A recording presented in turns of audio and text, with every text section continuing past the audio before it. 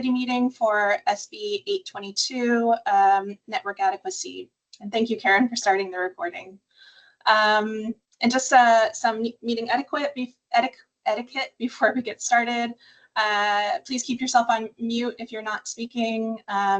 When you do have a question or you do want to speak, please raise your hand and I'll call on you. Please, when you do speak, introduce yourself and the organization that you represent, so those of us on the call know who is speaking. And we do have quite a large group. I do think that I'm going to do introductions today, just so everyone knows who is in the meeting, but I think for future meetings we'll forego introductions, but I'm going to start with DCBS people. I already introduced myself, but I'll do it again. Brooke Hall, policy analyst for the division, lead on the network adequacy RAC. And I'm just going to go down the list of people in the meeting and who I see, and I'll call on those that I see from DCBS. So first person that I see is Janine. Good morning. I'm Janine Baker with the compliance team. Thanks, Janine. Rick?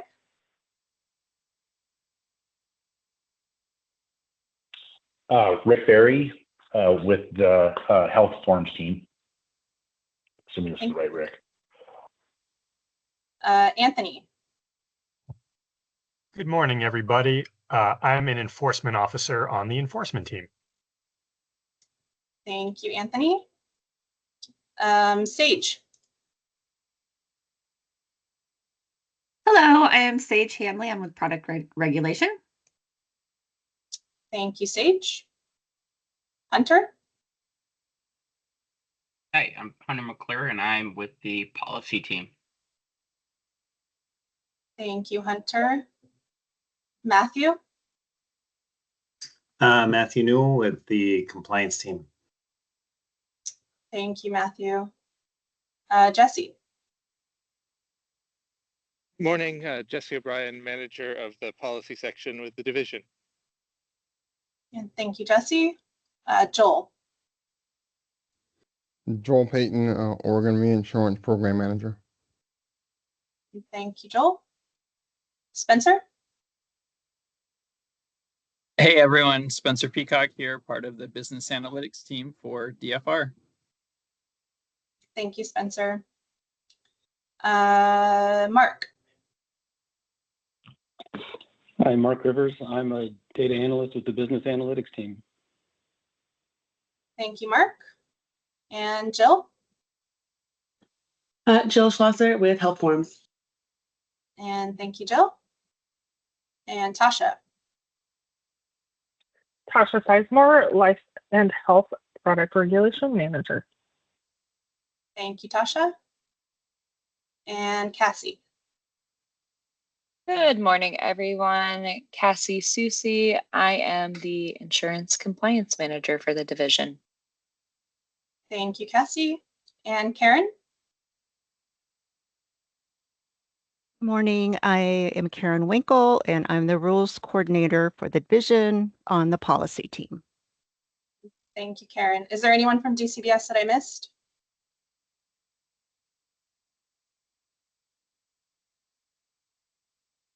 All right, hearing none.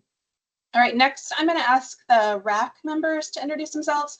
I'll go down the list that I have of RAC members. I know there's a number of interested parties that are also on the call, but I'm just going to ask the RAC members to introduce themselves at this time. So I'll call on you from the list that I have. First, is Merlene Converse on the call? Yes, good morning. This is Merlene Converse. I'm a government relations consultant with Kaiser Permanente. Thank you for inviting us to this call. Thanks, Merlene. And Lena Prine?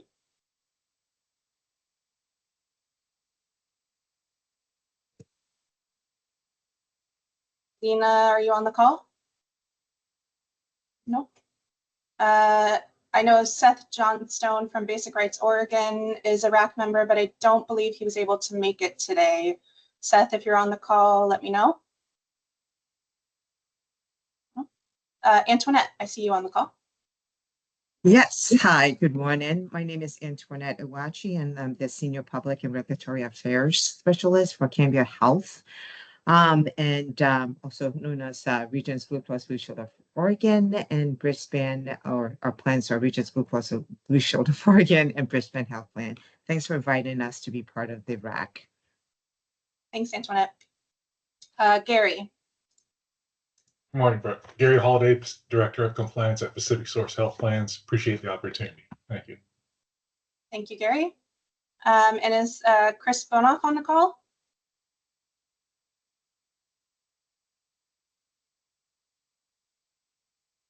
Nope, not seeing Chris. Okay. Jen Baker. Good morning, Jen Baker with Cigna Healthcare. I appreciate the invite. Thanks. Thanks, Jen. Charlie Fisher.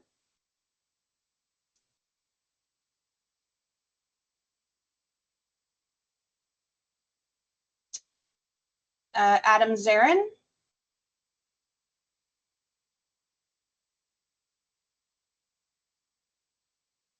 What about Courtney Dresser?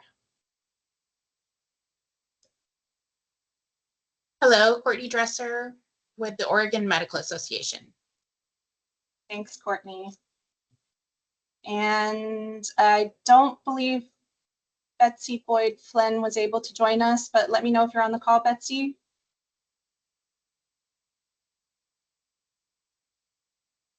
Catherine Theron.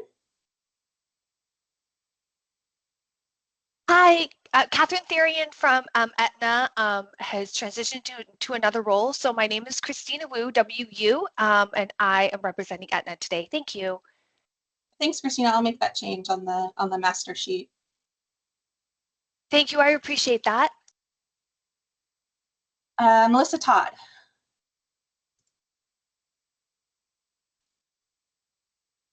Hi, I'm Melissa Todd. I'm a practicing psychologist in Eugene, and I'm here on behalf of the Oregon Independent Mental Health Professionals. Thank you for inviting us. Thank you, Melissa. Is Whitney Sullivan on the line?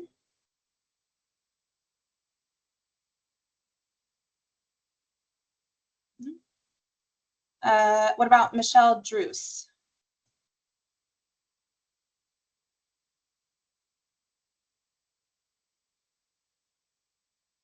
Gail Manasco? Hi, I'm Gail Manasco on behalf of BRA Society, Breast Reconstruction Advocate Society, and just appreciate you inviting us on this call. Thanks, Gail. And Scott White? Good morning, Brooke. My name is Scott White. I'm the Director of Regulatory Affairs for Moda Health. Happy to be here. Thank you. Thanks, Scott. And is there anyone else who believes they're a RAC member that I didn't call on? Hi, Bo Wrights, Government Affairs Policy Analyst with Providence Health Plan. Got you, Bo. Thank you. Angela Donnelly with Oregon Consumer Justice. Angela, I have you in place of Michelle. That's correct. Yeah. Different organizations, though. Okay. Anyone else? Hi, it's Courtney Johnston with HealthNet of Oregon. I don't know if I'm a RAC member or not. I got you, Courtney.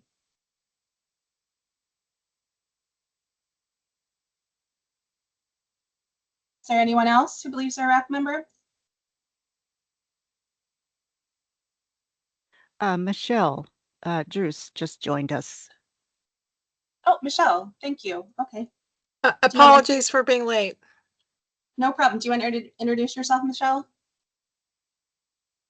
Sure. My name is Michelle Druce, and I'm the Executive Director of the Oregon Consumer League. And I'm also a consumer representative on the Oregon Insurance Committee, Advisory Committee.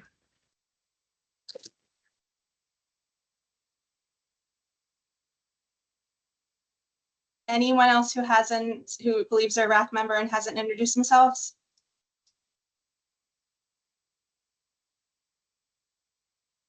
All right. Well, thank you very much. I appreciate that. It's nice to know who's in the call. Karen, do you want to move forward to the agenda? All right, so here's our agenda today. We've already done welcome and introductions. We're going to do, I have this brief PowerPoint that just kind of gives an overview of the underlying legislation and the purpose of the rulemaking. We'll review the proposed rule changes, which were sent out previously. You all should have received a draft of the proposed rule changes. We may not get through all of the proposed rule changes today because it is quite a lengthy rule set, but we'll try to get through as much as we can today. We'll have some time for group discussion and feedback, and also some time for public comment. And then next steps, there is another RAC scheduled. It is actually scheduled for 9/9, not 9/2, but same time, 10:30 to noon on 9/9. So if we want to go through the PowerPoint, Karen. All right, so why is this rulemaking needed? So the division introduced SB 822 for a number of reasons. One of them is because large group plans were not previously covered by network adequacy rules. So our previous statute really only had network adequacy provisions subject to individual and small group plans. And as we all know, large group plans are a considerable part of the commercial market in Oregon. And we wanted to ensure that network adequacy protections were also, large group plans were also subject to those protections. And so we wanted to introduce the legislation and have large group plans subject to network adequacy rules as well. Also, Oregon law did not require clear, enforceable, quantitative network adequacy standards for network adequacy, and there was some conversation about whether the federal government would preempt states that did not include quantitative standards for network adequacy, and so we wanted to ensure that our rules would not be preempted and include those quantitative standards for network adequacy. And also network and access data reporting was inconsistent and difficult to compare across plans, primarily because we didn't include those quantitative access standards. And so it was difficult and inconsistent because of that. And so that is the primary impetus for why we put this bill forward during the 2025 legislative session. Next slide. So here are the key provisions of SB 822, and I included the sections that each of these are located in case you want to reference the sections in the statute. So SB 822 expands network adequacy requirements to large group plans, as I previously said. It requires that access must be appropriate and culturally competent. It replaces the factor-based method, which was a method that is in our previous statute and previous rule, with a nationally recognized standard for enrollee demographics. Our previous statute included both the factor-based method and the nationally recognized standard as options for carriers to report. They could either use the factor-based method or a nationally recognized standard. However, no carriers were reporting using a factor-based method. It was just an outdated standard that was not being utilized by anybody in Oregon. And so we decided to remove that from our statute and just use the nationally recognized standard, which is the standard that was being utilized by all insurers in Oregon. SB 822 requires the adoption of quantitative access standards, like we talked about, and it requires that those standards be consistent with the federal standards that are in place as of January 1st, 2025. It also requires that those standards account for health professional shortage area designations and local provider specialist availability. SB 822 requires standards for the scope and use of telemedicine to demonstrate compliance with network adequacy requirements, and it also requires the department to put parameters on the scope and use of telemedicine in rule. It requires network adequacy standards to explicitly cover reproductive health and behavioral health services. And it also strengthens network adequacy requirements for enrollees in low-income zip codes and in federally designated health professional shortage areas. So how will the rules change based on the changes in the statute? Well, first, we're extending network adequacy requirements to large group plans. We are repealing a number of rule sets and replacing with updated rules. There are a number of reasons why we're doing a repeal and replace rather than amend. One of the primary reasons for this is because there was some question about whether amending the current rule set would affect reporting for the current year. And so because of that, we're repealing and replacing rather than amending. So we are repealing OAR 053320 through 340. So this is the current reporting rule, the current national standard, and then the factor-based approach. And the factor-based approach is just going away completely because, like I said, it is outdated. It's not being utilized currently. So that is just being repealed. The reporting rule and the national standard will be updated with new rules. The new rules will require annual network adequacy evaluation using a nationally recognized standard, and that will be aligned with the CMS QHP standards as of 1/1/2025. That is the standard that the department has decided to adopt, the CMS QHP standards. The rules establish clear enforceable quantitative standards for both travel time and distance and appointment wait time standards. And those are both aligned with the federal standards for QHPs. It limits the use of telemedicine to meet access standards. And next slide, Karen. It includes reproductive and behavioral health provider access as a core standard. It also standardizes and strengthens annual reporting requirements. It focuses on access in low-income zip codes and health professional shortage areas, and it does allow adjustments to quantitative access standards in those areas when documented. It requires carriers to demonstrate culturally and linguistically responsive care. And then it streamlines the rules by repeating outdated or conflicting requirements.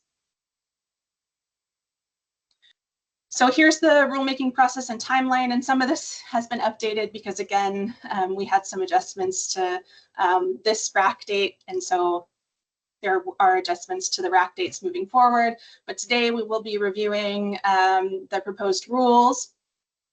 We'll collect feedback from RAC members, and I believe that feedback on whatever we review today will be due September 3rd. That gives you 2 weeks. So September 3rd instead of what it says here, which is August 19th.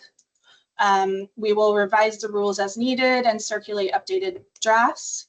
As I said, the next RAC meeting is actually September 9th, 2025, same time, 10:30 to noon.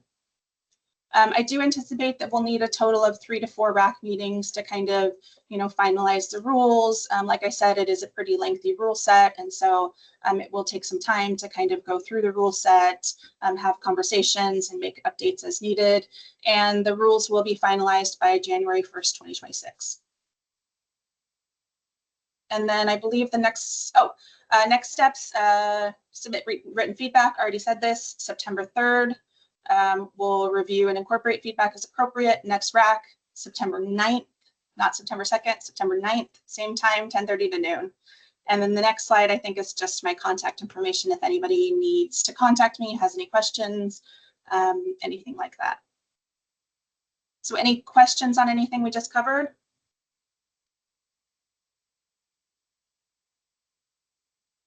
Scott, go ahead. Hey, Brooke, when's feedback due? Sorry, I missed that. It said not the 19th on the slide, but that was when we were having this last week. September 3rd. So that gives September you 3rd. Okay, 2 weeks. thank you. Yeah. Thank you. I see another hand up. Sorry. Hi, it's Marlene. My question was, I don't seem to have the RAC meeting on my calendar for the 9th, and I was just wondering when that would go out. Sorry, I'm not meaning to be a problem child. I just want to make sure that I'm in the loop. I have not sent out the invitation yet.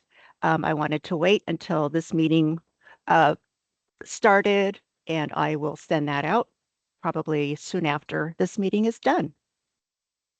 Thank you, Karen. Any other questions before we turn to the rule?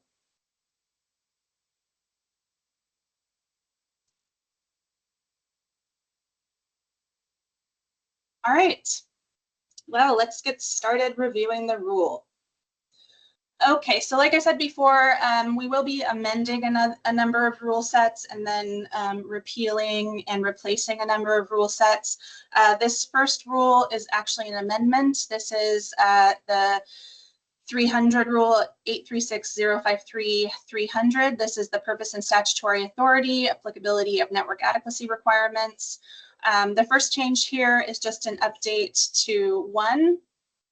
And it is just kind of a placeholder because, like I said, we will be repealing a number of rules. And so these rule numbers will likely change. And so this is just a placeholder for me because I don't know what this number will be. And I will need to make this change once I know this number. So this 0350 will likely change to a different number. And I will make that update once I know. The second change, we're deleting the first sentence and just replacing it with the second sentence, which says the requirements set forth in OAR 836-053-310 to 836-053, whatever the updated rule set is, apply to all carriers offering individual or group health benefit plans in this state that are issued or renewed on or after January 1st, 2026. The previous sentence had individual or small groups, so really we're removing the small and this makes it applicable to both small and large group plans, and then updating the date to January 1st, 2026. And then we removed 3 because it's repetitive and not necessary. So any questions about any of the changes here?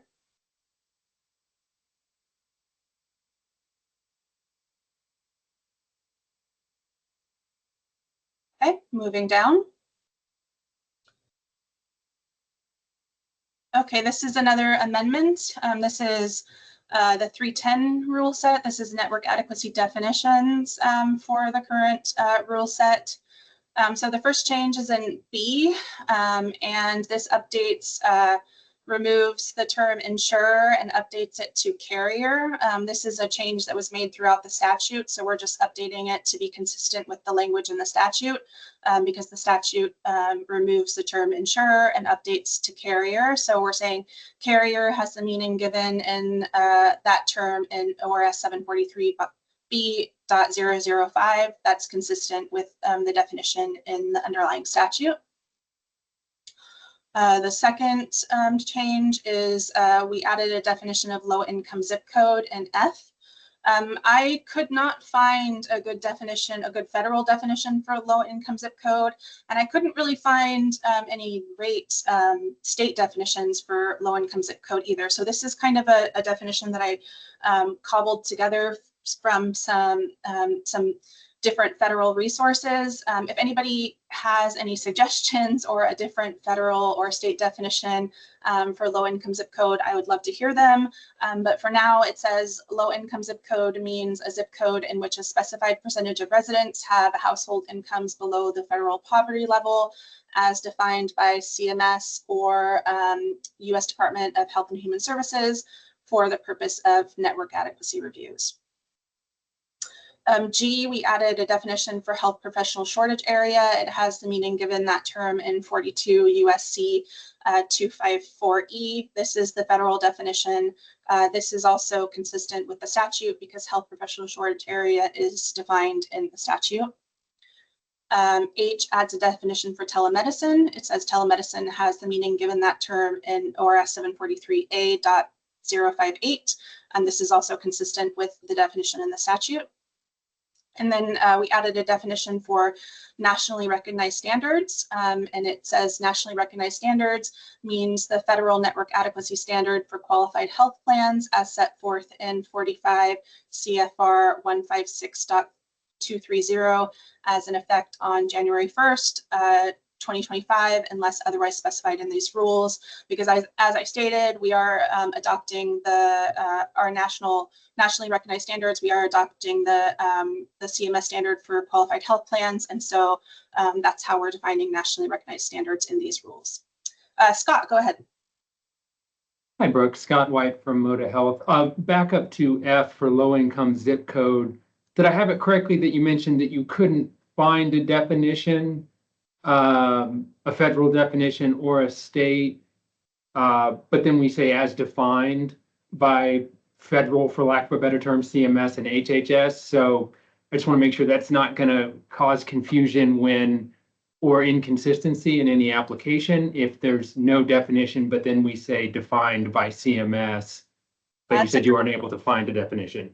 That's a great point, Scott. Yeah, that does kind of make it a little inconsistent. So I will work on that a little bit. Thank you for pointing that out. No problem. And if I was looking around for this too, just like you. So if I find something that lines up, I might send it your way to see if we can get something. I agree with referencing federal in here. I just want to make sure we actually have a reference to go to, so it's a uniform application. Yep, appreciate that, Scott. Thank you. And Melissa, I saw your hand come up. Did you have something to add? I just have a question that I think applies to this section and is spattered throughout the rest of it. It's just, when we reference federal standards and statute, what happens if those things change? What happens if they go away? Yeah, that's a good point. In a lot of the areas where we reference federal standards, that's why we added date. So like in the nationally recognized standards area, it says as an effect on January 1st, 2025.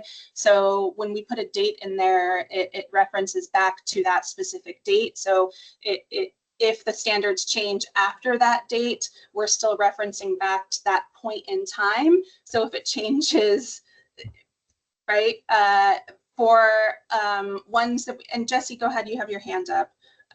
You might have an answer for ones that don't have a date. Yeah, I didn't mean to interrupt, sorry, but Oregon has an unusually strong non-delegation clause in its state constitution, meaning that the legislature and state agencies can't defer policy decisions to external parties, including the federal government or other states or anything like that. So we actually can't set up a rule or a statute to automatically update whenever a change is made by the federal government or some other external party. So effectively, what that means is that whenever we promulgate a rule or a new law is passed, any kind of reference to an external standard is kind of fixed in time for when that is put out there. So even if that's not specified in the rule, it would still only apply to what was in effect when the rule was put out there. For clarity's sake, it's usually a good idea to reference a date explicitly so that people know what you're talking about. But that's just a little bit of the legal background. Thanks for that clarification, Jesse. Thank you. That's very helpful. Other questions about this section? Also curious if there's any thoughts about definitions that weren't included that should have been included in this section.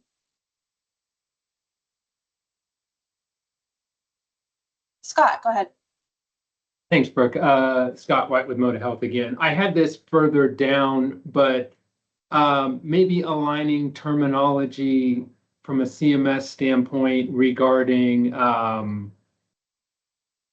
metro. I saw later that we use the term, or the term is used, urban counties, and then referencing to federal QHP standards for time and distance, and they use different terminology, but they use metro and large metro, and there's some different distinctions there. So that would potentially be something either to align further in the rulemaking or put in the definitions as they relate to time and distance standards, just for clarity purposes, if that's what we're trying to align with from a federal standpoint.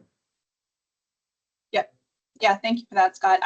I wanted to have a kind of a larger conversation around the time and distance standards and how they're currently defined in the rule, because they, like you said, they are a little different in the current QHP standards. It's a little more complicated in the current QHP standards, and so that you do make a good point about whether, if we do align it more closely with the current QHP standards, adding definitions for metro, micro, rural, like they currently have in the QHP standards would probably be beneficial.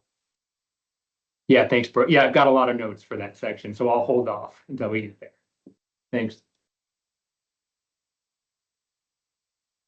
Any other thoughts?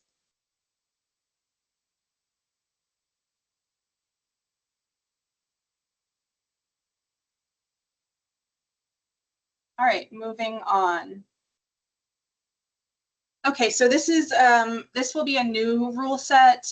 We will be repealing the current rule for nationally recognized standard, which I think is currently the 330 rule set, which is 836.053.330, and replacing it with this rule.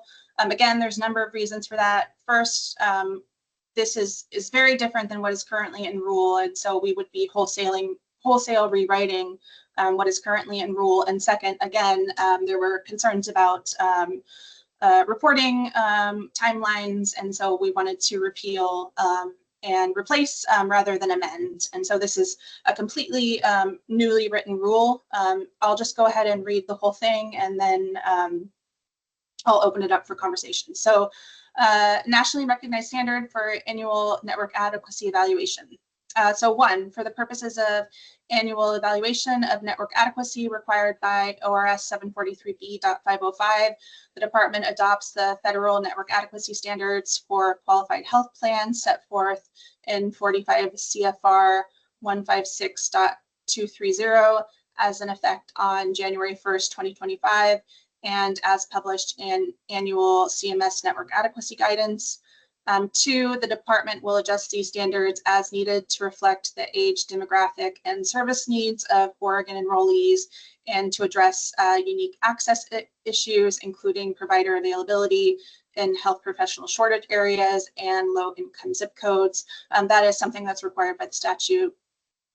3, carriers must ensure network access for all provider specialties and facility types identified by CMS for qualified health plans, including at a minimum primary care, behavioral health care, substance use disorder treatment, and reproductive health care services.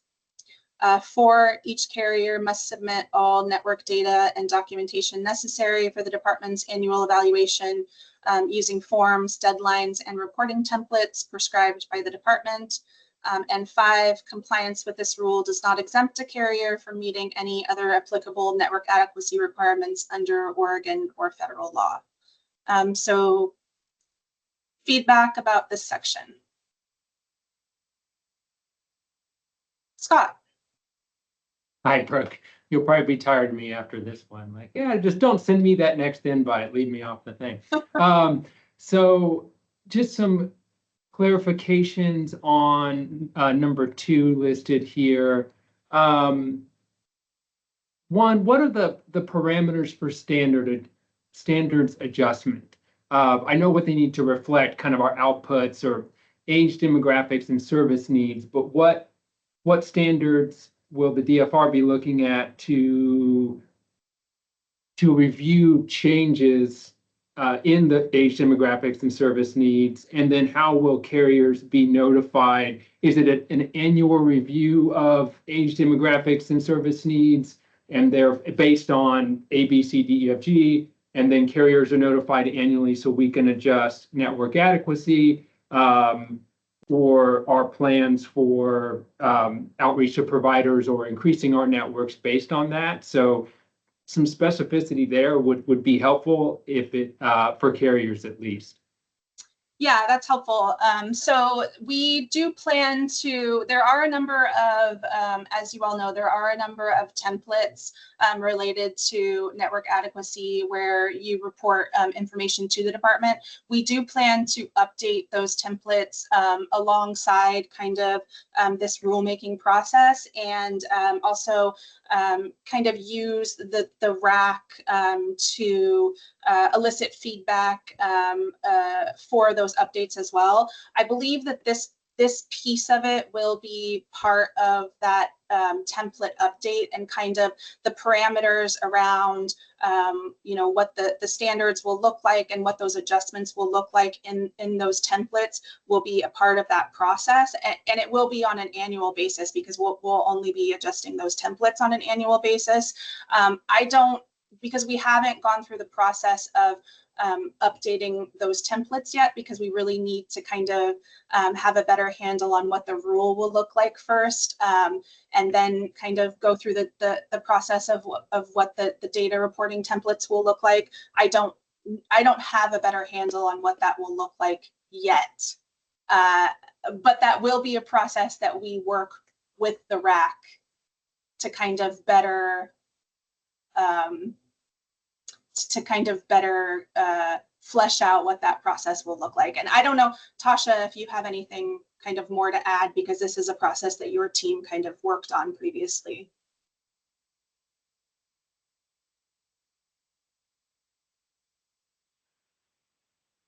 I don't really have anything more to add at this point, Brooke. I did transition this process over to Cassie when the changeover happened. So I think that her and I are sort of looking and just listening in on this call to hear where the insurers are coming from. And I don't know if Cassie has anything else that she'd like to add.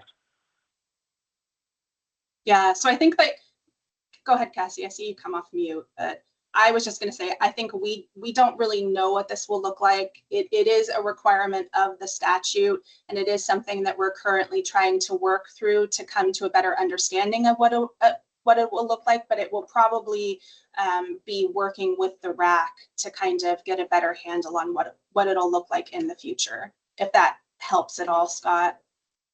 It does. When you say working with the RAC, I'm assuming outside of these 3 or 4 meetings, because it's unlikely to get final. Or are you thinking, actually, well, I guess we're stretching into January here, so maybe that makes sense, Brooke. Maybe, yeah. I think that's okay. I mean, my ultimate hope is that we have the data reporting templates done at the same time that we have the rule done, right? Because we have to have the data reporting templates finalized so that you can report the data. My hope is that we have the data reporting templates done by January 1st, 2026, but we'll see how long kind of this rulemaking process takes. Okay, thank you, Brooke. Go ahead, Gary. Hey, Brooke, it's a suggestion, and what I want to do is clarify in this rule, are we focused on the network adequacy of Oregon enrollees only, those residents of Oregon, or because large groups do cross state lines? And I want to be clear if in these rules and this legislation, it was just focused on Oregon residents for the network adequacy, as opposed to a large group that covers multiple states. Yeah, how do you think that needs to be clarified? Do you think it needs to be clarified kind of in this rule set here? Yeah, I was looking above definitions a little bit, trying to play around up there if there's anything, but I think that would cause a problem for an insurer to say, all right, if my large group network adequacy, as opposed to of the large group, the Oregon residents network adequacy. If you want to go up, I mean, if you can go up and go into enrollee in a definition, say limit to Oregon residents, or if you want to do it as an opening statement in that current rule, I think it's being good because you did it in sub 2. That prior, so I think it's good if we put a blanket out there of when it comes to large groups in this network adequacy evaluation, it's focused on Oregon residents. Okay.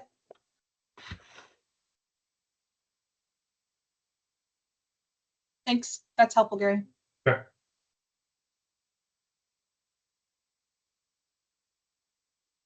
Any other feedback on this section?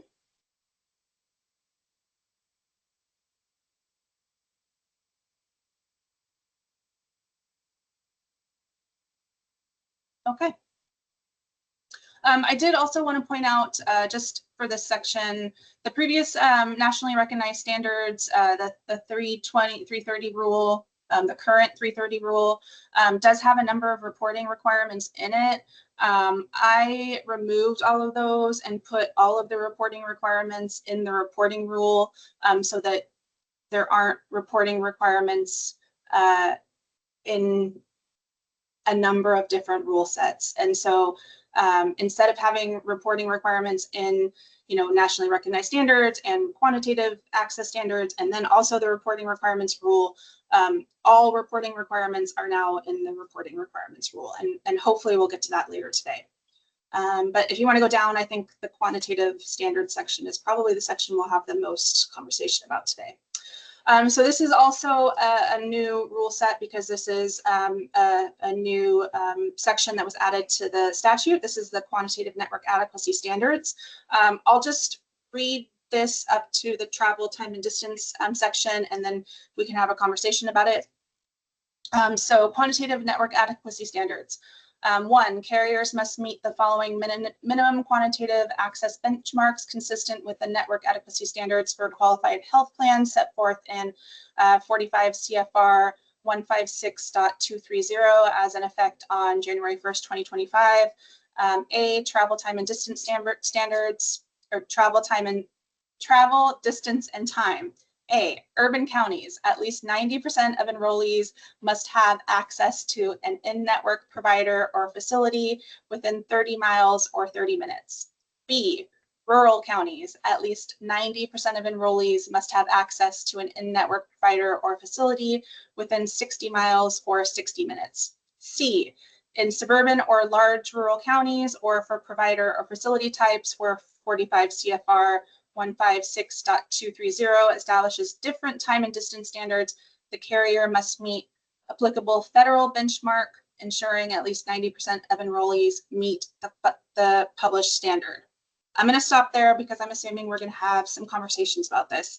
As Scott pointed out previously, this is a little different than what is currently in the federal QHP standards. The federal QHP standards for time and distance are located in the 2023 letter to issuers, and CMS breaks out. They have currently 5 county designations. They break it out into large metro, micro, rural, and counties with extreme access considerations. And then they also have a list of individual provider and specialty types. And they have time and distance standards related to each of those individual specialty types. Also related to each of those individual county designations. And so it's the time and distance piece of this is a little more complicated than the appointment wait times. And so I was trying to find the best way to insert the federal standard into here. I don't know that this is the best way, so I'd love to hear everyone's thoughts and opinions on this. I also would like to point out that OHA has done some of the work for us. They do have a rule. It's the for the Health Systems Division, the Medical Assistance Program. They do have a network adequacy rule for managed care entities where they break out different tiers. They have different provider types that they've broken out into different tiers, tier 1, tier 2, tier 3, and then they have different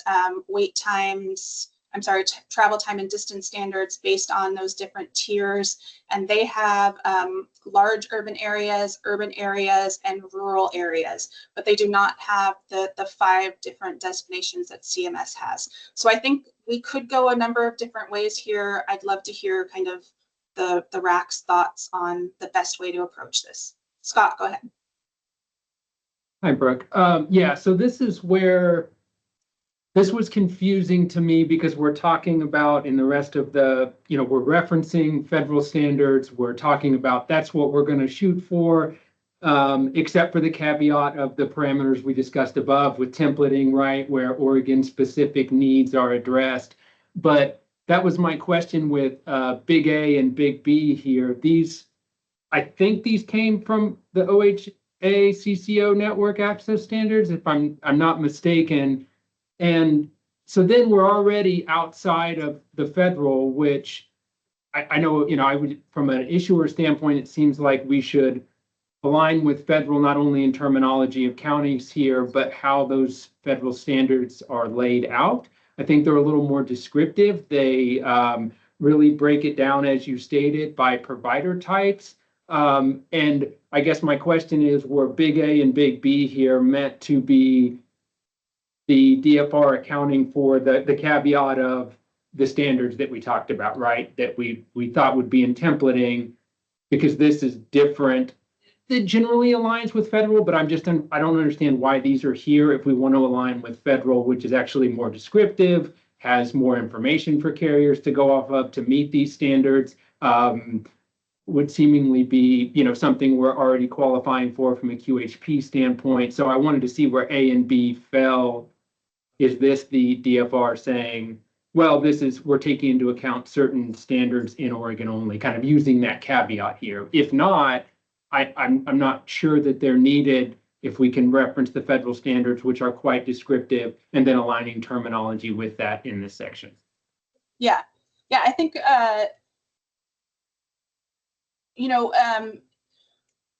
this is trying to take into account the unique landscape of Oregon and the work that OHA has already done. I think this doesn't, like I said, OHA, they do break it down into large, urban, and rural. And so I did not include large urban in here. I should have done that. But I guess the question is, for the RAC is, do we want to align this to the work that OHA has already done as in regards to network adequacy and kind of the unique landscape of Oregon, or do we want to just align this with the federal standards and the CMS standards for QHPs, which does break it out into those 5 different county designations and the list of provider specialties. Like I said, it is a little more complicated and will probably take a little more thought for me to figure out how to insert the federal standards into rule. But that is something that we can definitely do if that's what the RAC would prefer. Go ahead, Antoinette.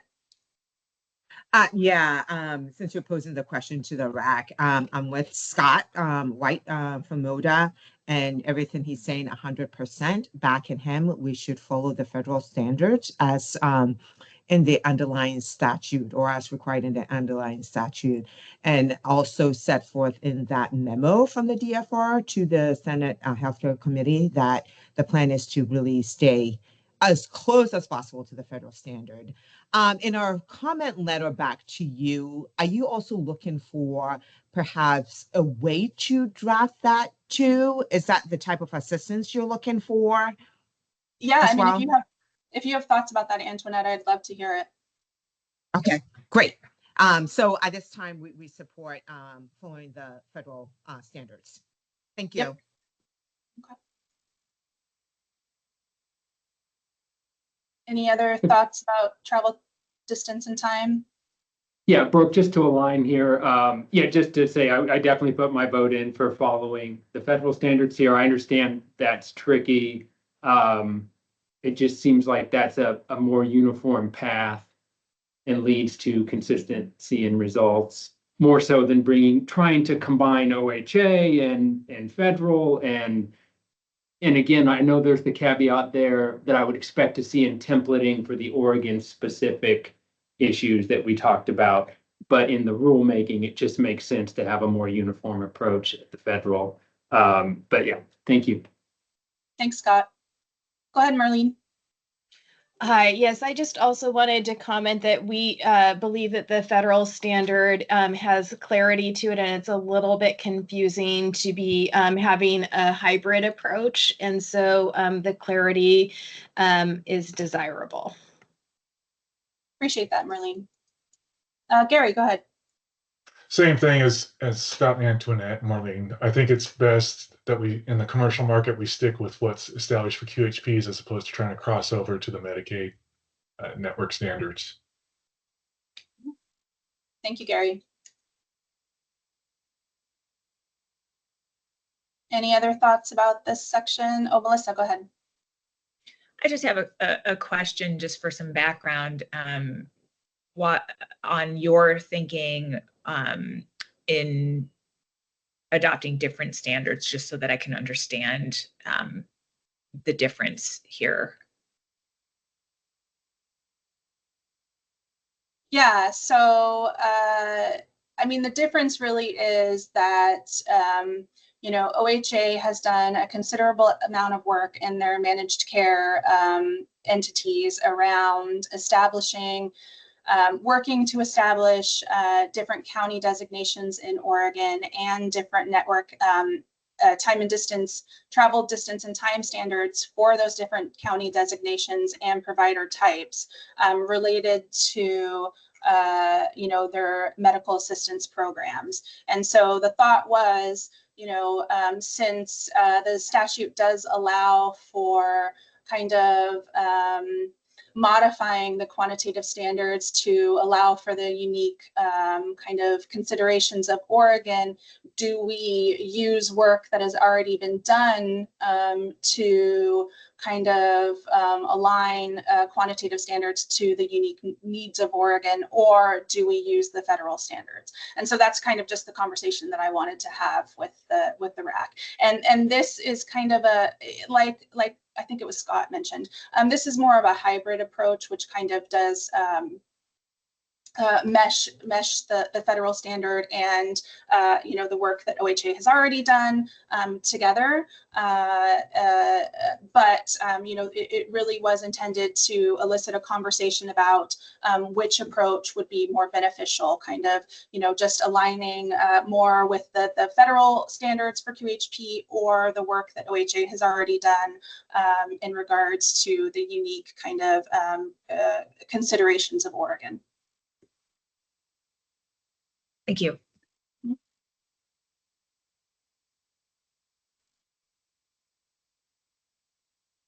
Other thoughts?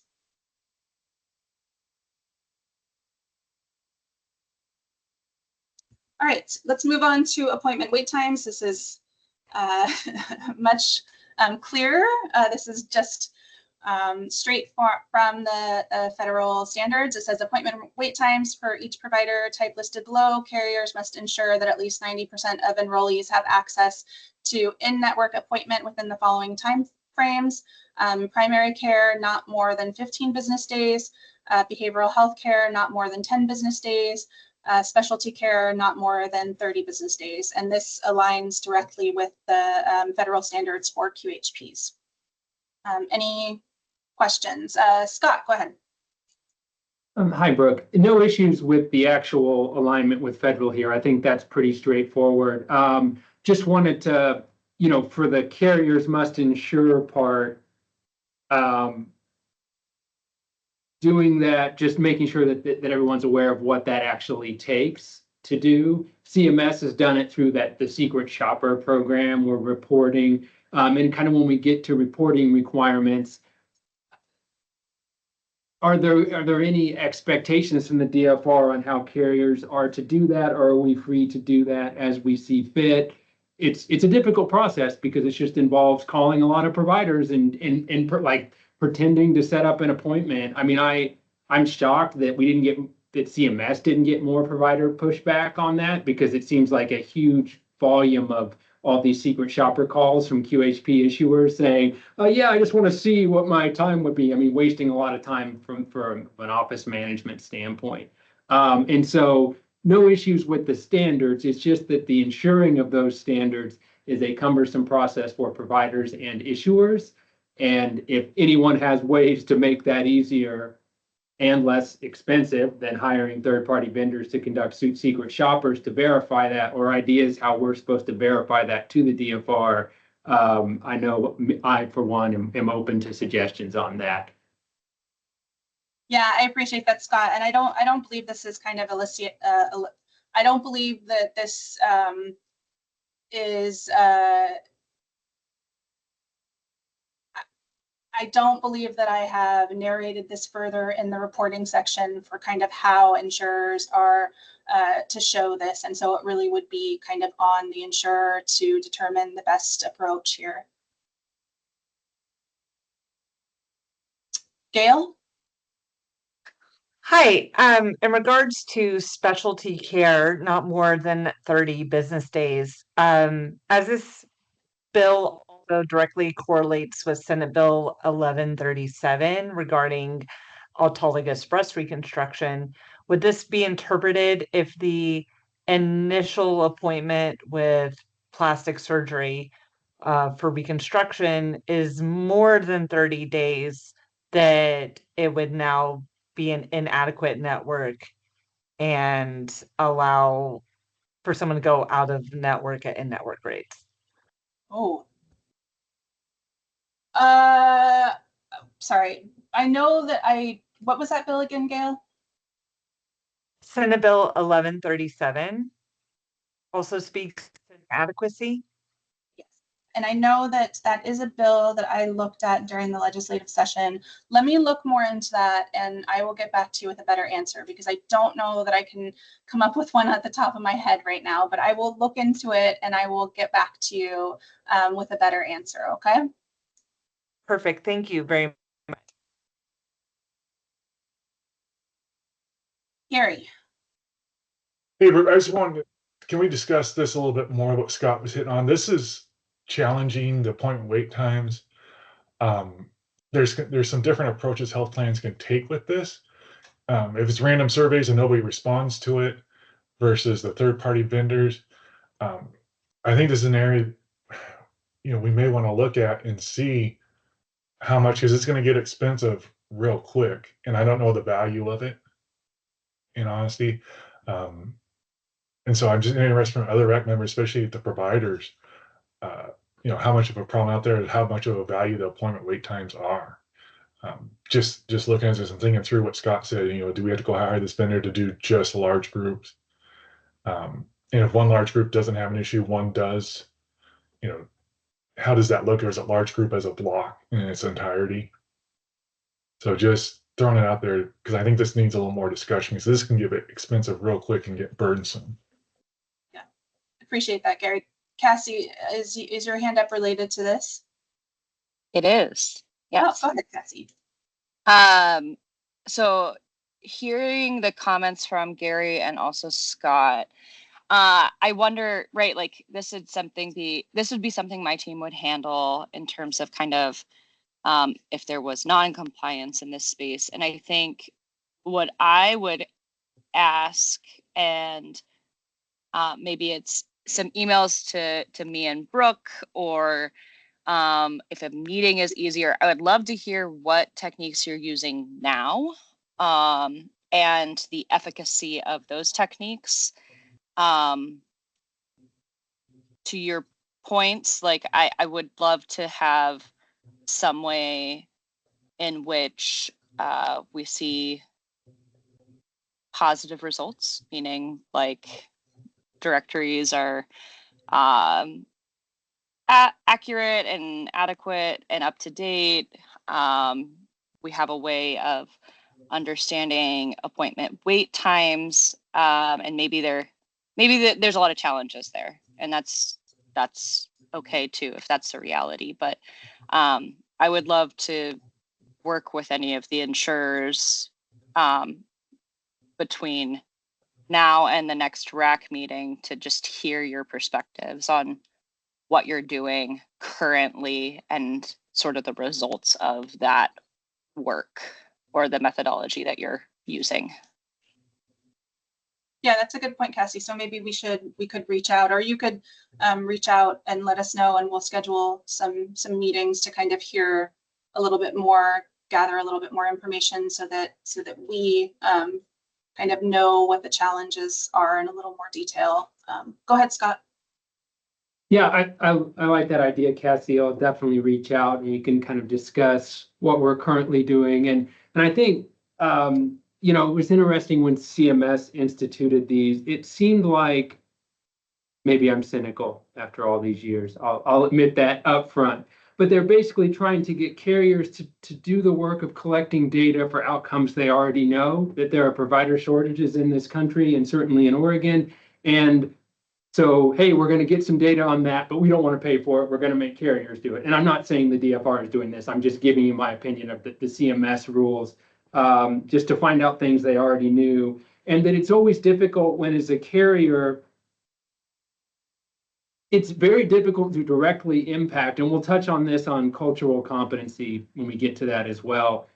These are things that are done by providers that we have very little control over. So theoretically, I could be contracted with almost every provider in the state and not be able to control appointment wait times for certain services in a specialty or a behavioral health aspect, or primary care, certainly.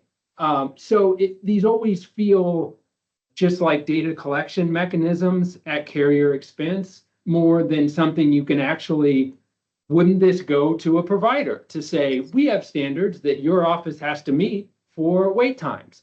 And I know providers would say, and rightly so, likely, I have only so many hours in the day and this many people that want to get an appointment with me. I mean, this is where we come to, it's just like a data collection mechanism, because I don't know how to actually affect change without having more providers in the market, nationally and in the state. And I'm not offering a solution. I realize that was just a gripe, but these are difficult, and I think more conversation is definitely warranted. And I would love to hear provider opinions on this as well. Thanks, Scott.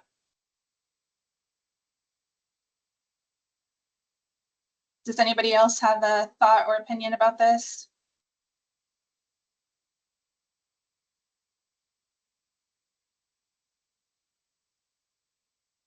All right, so like Cassie said, we'd love to engage in a conversation with you about it. So if you'd like to have a conversation, reach out to Cassie or I, and we'll schedule something so that we can kind of get a little bit more information, and kind of get a little bit more background on you know, the crux of the problem here.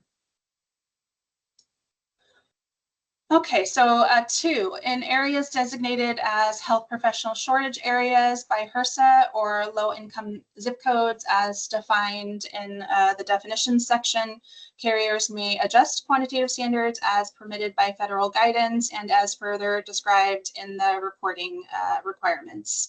This is, again, something that is required by statute. So any questions, comments, feedback about this?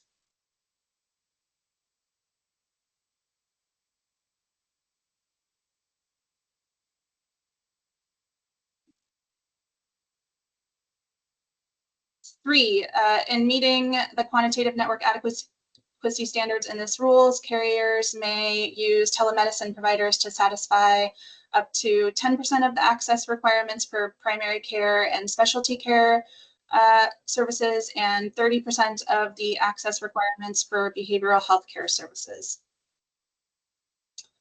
Questions, comments? Melissa? Yeah, I have a number of questions about this.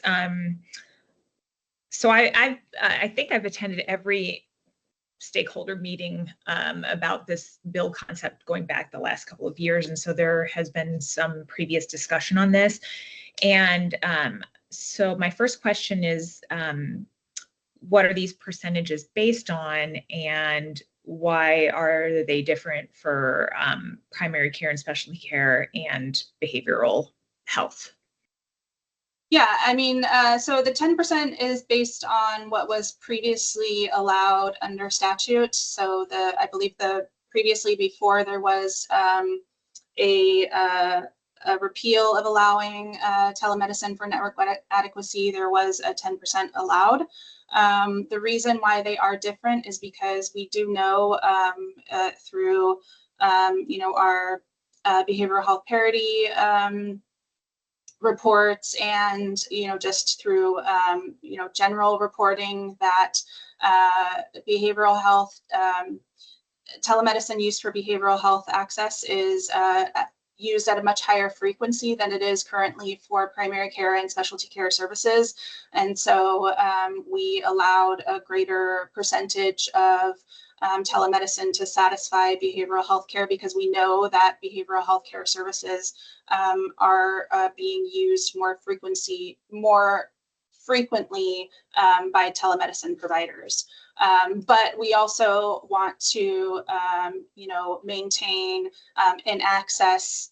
in-person access, which is why there is a cap of that 30%. Thank you. I'm just jotting down a couple of notes here. Okay, so another question is, how is what designates somebody as a telemedicine provider in terms of measuring this?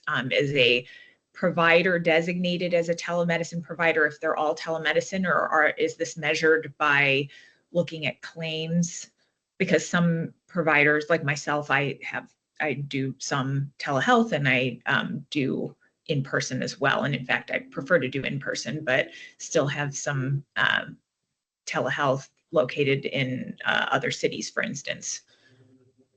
Yeah, well, telemedicine itself has a definition in the statute and in the rule itself. And so if it meets the definition of telemedicine itself, then it would meet the definition under this for the access standards.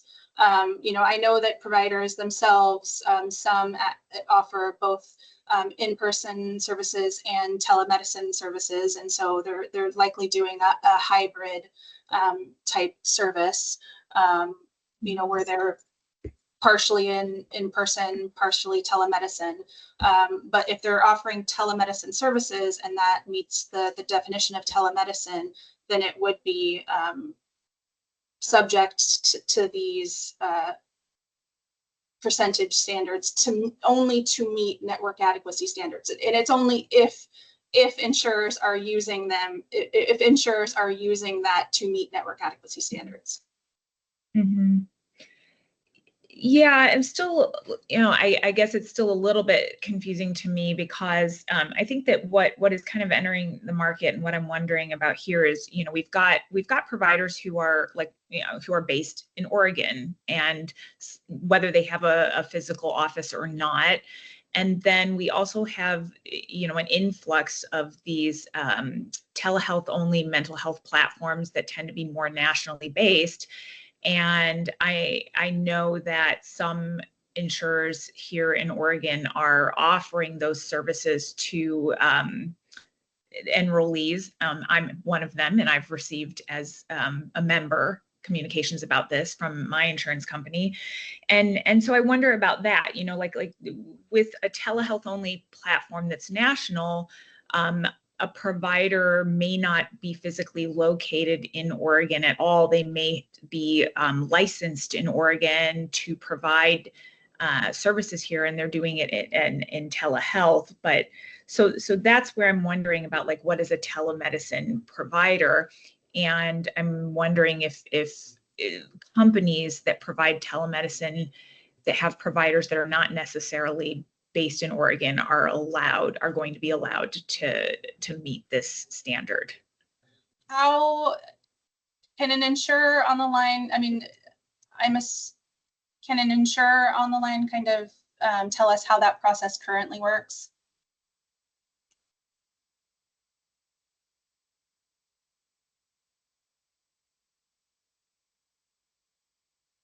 I guess my question, go ahead, Scott. Sorry, this is Scott from MODA. I'd have to double check with our network team, but typically licensed in Oregon. I believe is allowed. Sorry, I don't have the statute. I know we follow the statute, so I don't want to get out of depth here because I'd have to check with them. But whatever the statutory allowance for telemedicine, and I don't have it in front of me, I can't remember if it's actually physically based or licensed in Oregon. But whatever it is, that's how we're using it. And I believe it's licensed. So we certainly wouldn't have someone not licensed in Oregon providing telehealth services to members. Thank you, Scott.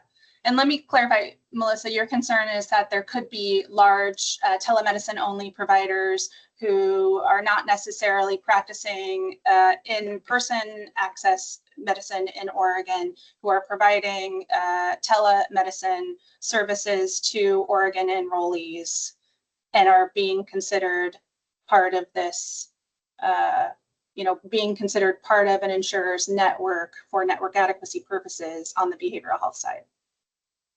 Almost, except for I'm not concerned about whether they are offering in-person services, because obviously I know that some behavioral health providers have decided to go all telehealth. It's more about, is there going to be, if we allow providers who are not physically located in Oregon to meet these standards, is there less of an incentive to contract with providers who are physically located in Oregon? I'm just trying to ask questions right now and come from more of a place of wanting more information and looking ahead to things that could become issues. And so back to like how we determine who these providers are, is this based on then, insurers collecting this information within their networks and saying, I have, X number or percentage of telehealth only providers, or is this from providers self-reporting in directories? I'm back to how do we determine who telehealth providers are? How do we measure this? So this is something that insurers are required to report under the reporting requirements rule. As we get further down into the rule, under the reporting requirements, they are required to report the number and percentage of telemedicine providers that they're using to satisfy these requirements. And so that's data that they'll be required to report to the department on an annual basis.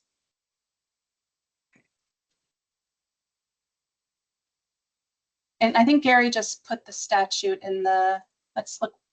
Thank you, Gary. I appreciate it. Let me see if I can find it under the chat. As ORS 743A 058 telemedicine services, health professional means a person licensed, certified, or registered in this state to provide healthcare services or supplies.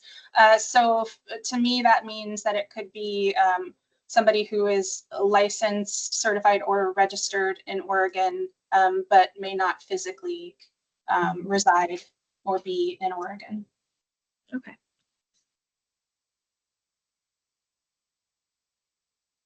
Antoinette, I thought I saw your hand up. Did it go down?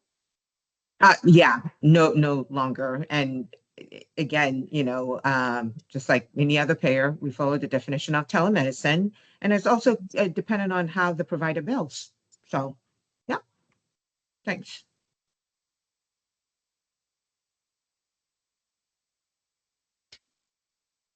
Scott, go ahead. Yeah, I just wanted to thank Melissa for her comments and just bring an issue or perspective to some of the concerns about telemedicine, taking the place from a contracting standpoint of brick and mortar providers in the state. And I know we've certainly, just speaking for MOTA here, have not looked at it that way. It's a way to supplement where there may be provider shortages in the state, but certainly not, in our opinion, meant to take the place of an in-person visit or a provider. But it has been something that we've had members that very much enjoy having that flexibility and the expansion of the network that it allows. But certainly from a contracting standpoint, our goal has not been, ooh, we can use this as a way to not deal with Oregon providers or contract with them. In fact, quite the opposite. We're continually trying to expand that. But it is very nice to be able to supplement a network, especially in areas where there are provider shortages in the state. So thank you, Melissa, for your comments. Very much appreciated. And thank you, Scott. I appreciate the extra information and the reassurances. That's helpful.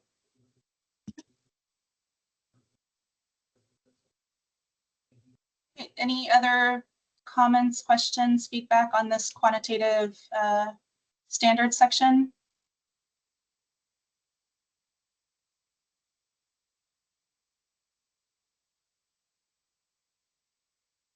Okay, it's 11:47. I think that's probably all of the rule that we're going to get through today. I believe that the next part of the agenda was time for public comment. So if there's anybody on the call who has a public comment, please raise your hand and let me know.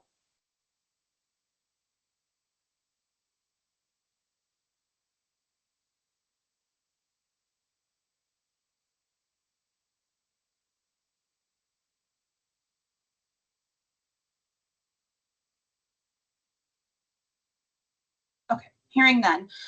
So the next RAC meeting is 9/9 from 10:30 to noon. I'm happy to take feedback or written comments on the entire rule set at this point, even though we haven't reviewed the entire rule set. We will be at the next RAC meeting reviewing the rest of the rules that we haven't gone through thus far. I think there's like 3 additional rule sets that we haven't reviewed so far. But if you have any feedback, I'm sure that you will, but please provide your feedback to myself and Karen by September 3rd. And then we'll review the rest of the rule set at that 9 RAC meeting. And then also please reach out to myself and Cassie if you would like to have additional conversation around the standards, the appointment wait time standards, and kind of how to ensure those on the carrier side. We'd love to kind of engage in those conversations with you and hear more about where those challenges lie and brainstorm kind of how to better handle that. So I think that's it for now, unless anybody has any last thoughts or questions or feedback. All right, really appreciate everyone's time today and looking forward to all of your comments, and see you on the 9th. Thank you, Brooke. Thank you. Thank you. Thank you.